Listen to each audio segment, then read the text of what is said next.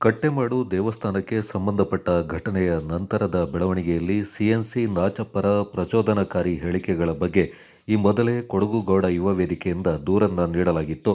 ಬಳಿಕ ಮೊನ್ನೆ ಪೊನ್ನಂಪೇಟೆಯಲ್ಲಿ ಸಿಎನ್ಸಿ ಸದಸ್ಯರು ಮಾಧ್ಯಮಗೋಷ್ಠಿಯಲ್ಲಿ ಅರೆಭಾಷಿಕ ಗೌಡರ ಬಗ್ಗೆ ಅವಹೇಳನಕಾರಿ ಮಾತುಗಳನ್ನು ಹೇಳಿದ್ದಾರೆ. ಒಕ್ಕಲಿಗರ ನೂರಾರು ಉಪ ಗುಂಪುಗಳಲ್ಲಿ ಅರೆಭಾಷಿಕ ಗೌಡರು ಕೂಡ ಸೇರಿದವರು. ಆದರೆ ಮಾಧ್ಯಮದಲ್ಲಿ ಸಿಎನ್ಸಿ ಸದಸ್ಯರು ಇವರು ಗೌಡರೇ ಅಲ್ಲ, ಆಂಧ್ರದಿಂದ ಬಂದವರು ಎನ್ನುವ ಬಾಲಿಶ ಮಾತುಗಳನ್ನು ಹೇಳಿದ್ದಾರೆ. ಇತಿಹಾಸವನ್ನ ತಮಗೆ ಬೇಕಾದಂತೆ ತಿರುಚಿರುತ್ತಾರೆ. ಈ ಮೂಲಕ ಒಕ್ಕಲಿಗರ ಉಪ ಗುಂಪುಗಳ ನಡುವೆ ಒಡಕುಂಟು ಮಾಡಲು ಯತ್ನಿಸ್ತಾ ಇರುವುದು ಸ್ಪಷ್ಟವಾಗಿದೆ. ಕೊಡಗಿನಲ್ಲಿ ಜನಾಂಗಗಳ ಮಧ್ಯೆ ದ್ವೇಷ ಹರಡುವಂತಹ ಹೇಳಿಕೆಗಳನ್ನು ನೀಡ್ತಾ ಇರುವ ನಾಚಪ್ಪ ಮತ್ತು ಆತನ ಸಂಗಡಿಗರ ಬಗ್ಗೆ ಕೊಡಗು ಗೌಡ ಯುವ ವೇದಿಕೆಯ ಸದಸ್ಯರು ಮತ್ತು ವೇದಿಕೆಯ ಕಾನೂನು ಸಮಿತಿ ವತಿಯಿಂದ ಜಿಲ್ಲಾ ಪೊಲೀಸ್ ವರಿಷ್ಠಾಧಿಕಾರಿಗಳಿಗೆ ದೂರನ್ನ ನೀಡಲಾಯಿತು.